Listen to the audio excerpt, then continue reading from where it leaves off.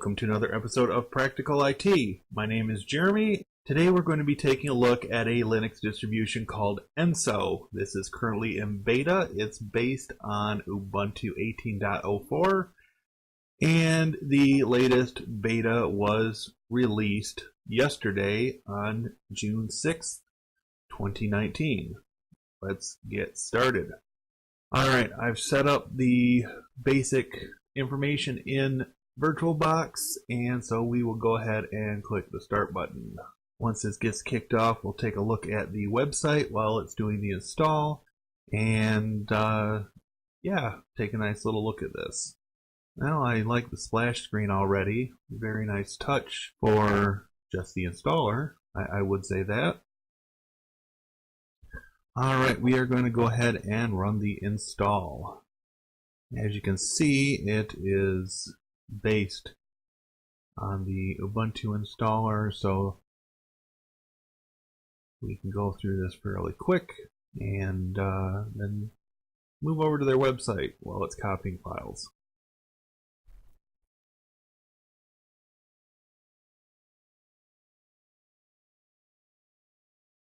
Alright, now that we're copying files over, we will move and take a look at their website here real quick.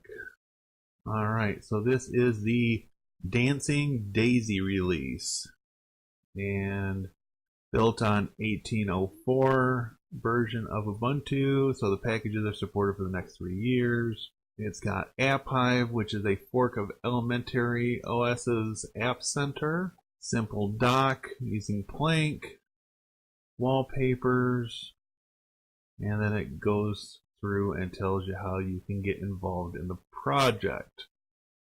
So that's not so bad there. To go back to the main site, Enso, we believe in greener, simpler computing. Simple, private, and green. And they've done some customizing on the greeter or login page. The desktop shows the multitasking view, application menu, so you can, it's based off from GNOME, and then Plank, the stupidly simple dock to select active or pinned applications. Talks about download, install, learn, and it seems to be a one-man operation of Nick Wilkins, the project creator. So, it does make mention that they're looking for people to get involved. Yeah, if you like this, consider dropping him a line and see what you can do to help out. So over in Docs, it talks about things. They're a little bit outdated because they're still listing 16.04 over here and version 0.2.1. So one way you might be able to get involved is to help update their website. Let's check on our install and see where we're at. So it's about halfway through copying files. I'm going to pause the video for now, and we will be back once we are at the end of the installer. Alright, we've reached the end of the installer, and so we'll go ahead and restart our new VM and play with our fresh install of the Enso beta and see what we find out. Okay, so apparently it doesn't do the auto reboot. So we'll power off the machine and then we will power it back up. I'm not sure why they would make the choice of taking that out. Minor detail, they're still in beta, so I'm not going to worry too much about it. Alrighty, not a bad looking login screen. Welcome to Enso. That's nice. So, first thing we need to do is see about changing the screen resolution. And we may be able to do that now, or we might have to install the guest editions. It kind of varies with different Linux distributions, and so we'll see where we need to go with this one. So display 800 by 600, and we'll change that to 1440 by 1050, and actually we're going to do 1440 by 900. We'll get a widescreen and everything shows up. That's great. Close that, and we're already being prompted with updates, so we'll go ahead and install now on these. Maybe? Okay, it did take the click. Alright, so our getting started while our updates are running. Edit user details, change system settings, install applications, learn Enso, and join the conversation. Short and sweet list of options there. My only complaint is the way everything is lined up. Even if the text wasn't going to line up, I'd almost like to see the icons in a straight line down. Just a minor thing, but might improve appearance a little bit. Telling us everything is up to date now. And we can quit the software updater, applications, simple menu. So we got favorites, and then we've got our categories. Graphics, internet, does come with a BitTorrent client, Office, no LibreOffice, preferences, sound and video, and system tools. So, you gotta love something called Gigolo. Let's see what we got here. Connect, what are we connecting to? Oh, very nice. Windows share, play with this a little bit. Do test out connecting to the one of my NAS boxes and downloads. All right, so that works out pretty nice.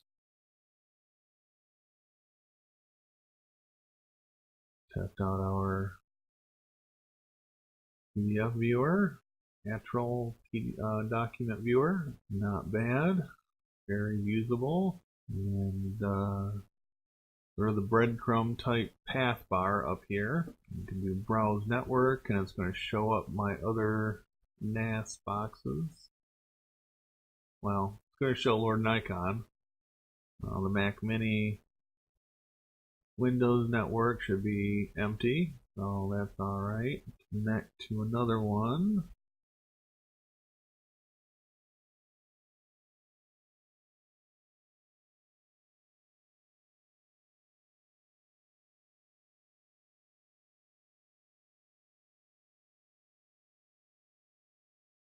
And we got our another NAS box.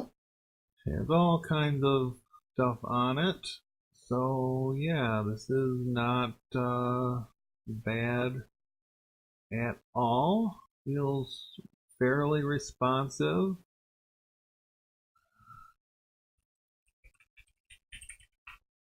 Bash version 4.4.19.